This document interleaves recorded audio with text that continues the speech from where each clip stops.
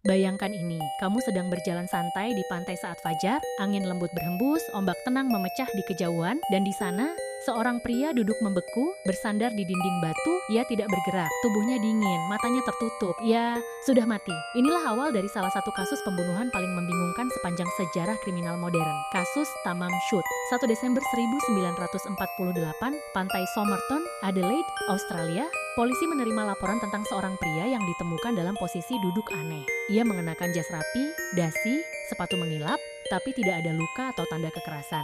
Yang lebih aneh lagi, tidak ditemukan dompet, paspor, atau bahkan label pakaian. Semuanya telah dipotong. Ia adalah pria tanpa nama, tanpa asal-usul. Autopsi tidak memberikan banyak jawaban. Organ dalam menunjukkan tanda-tanda keracunan parah, tapi tidak ada jejak racun yang bisa diidentifikasi di tubuhnya. Saat itu para ahli forensik menyimpulkan, penyebab kematian kemungkinan besar adalah zat beracun yang tak terlacak, mungkin digitalis, atau strofantin. Tapi dari mana racun itu datang? Dan mengapa pria ini seperti ingin menghilang dari sejarah? Teka-teki semakin dalam saat polisi menemukan sesuatu di saku kecil celananya. Sebuah sobekan kertas bertuliskan dua kata dalam bahasa Persia kuno, Tamam Shud, yang artinya sudah berakhir. Sebuah kalimat penutup, pernyataan akhir. Sobekan itu ternyata berasal dari halaman terakhir sebuah buku puisi klasik Persia, Rubaiyat of Omar Khayyam.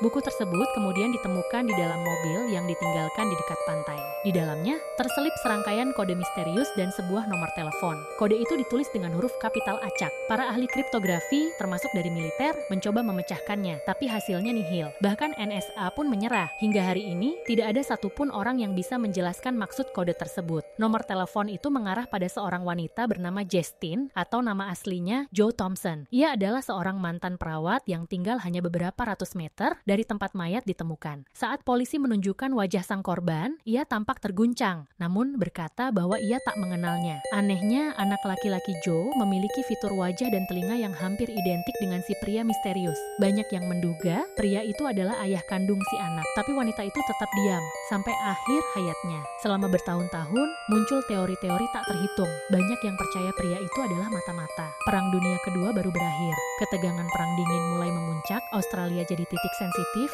Apakah ia agen rahasia, dibunuh karena mengetahui terlalu banyak, atau mungkin misi yang gagal? Ada juga yang percaya ini adalah kasus cinta yang berakhir tragis, bahwa Tamam Shud adalah bentuk perpisahan terakhir, penuh simbol dan rasa putus asa. Hingga akhirnya, pada tahun 2022, lebih dari 70 tahun kemudian, seorang profesor bernama Derek Abbott bekerja sama dengan ahli DNA Amerika. Mereka melakukan uji forensik mikroskopik dari rambut jenazah yang tersisa, dan dari situ mereka mengklaim bahwa pria itu adalah Carl Charles Webb, seorang insinyur listrik dan pembuat puisi dari Melbourne yang menghilang pada tahun 1947, tapi teka-teki tidak berhenti di situ. Mengapa ia meninggalkan rumah? Kenapa sampai ke Adelaide? Siapa yang ingin dia mati? Dan mengapa identitasnya seolah dihapus? Sudah berakhir. Dua kata yang menghantui, dua kata yang mungkin disengaja, mungkin pesan, mungkin kode terakhir dari seseorang yang ingin dilupakan, atau menyampaikan sesuatu yang lebih besar dari dirinya. Kasus ini mungkin telah memasuki babak akhir, tapi misterinya masih menggantung. Kita tahu siapa dia, mungkin,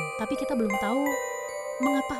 Jika kamu suka misteri sejarah seperti ini, jangan lupa untuk klik like dan subscribe, karena masih banyak kisah gelap yang tersembunyi menunggu untuk diungkap.